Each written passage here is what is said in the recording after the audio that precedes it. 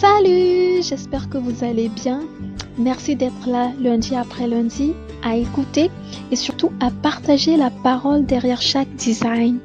Bien évidemment, aimer, commenter, partager, c'est toujours avec une joie que je reçois tous vos retours. Le design du jour 2020 ne sera pas vain. J'étais à l'église lors d'un culte de fin d'année et je priais pour ceux qui servaient dans l'église. Le Seigneur a commencé à me donner des paroles d'encouragement et donc c'était cette phrase-là, 2020 ne sera pas vain. Plusieurs en effet étaient fatigués du service. Ils avaient sué, investi de leur personne, de leur temps, de leur argent et de leur énergie, mais les résultats semblaient maigres, voire nuls. Et le Seigneur disait que l'année 2020 ne serait pas vain, de ne pas baisser les bras et de continuer à le servir avec ferveur.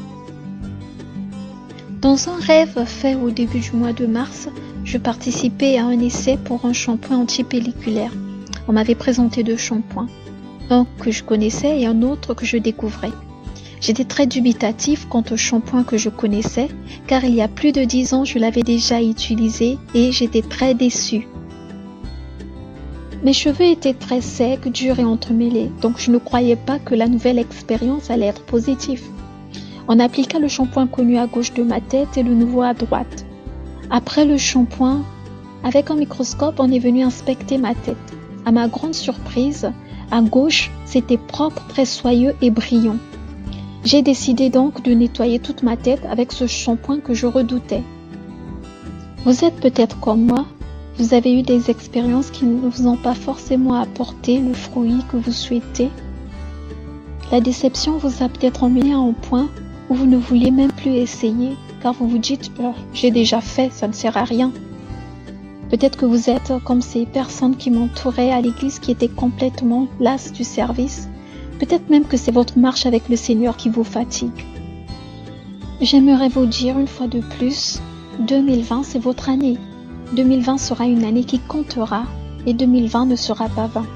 Continuez à presser, à redoubler vos efforts. Essayez encore. Cette fois-ci, ça marchera. Soyez déterminés. Nous sommes dans une saison favorable. Quand Isaac était chez Abimelech, la Bible dit que Dieu le bénit et il devint de plus en plus riche. À cause de cela, il a été chassé de Guérar. Isaac s'établit donc dans la vallée. Il commença par creuser les puits que son père Abraham avait creusés avant lui. À chaque fois que l'eau vive jaillissait de ces puits, les bergers de Guérar venaient lui chercher querelle en disant que ces puits n'étaient pas sa possession.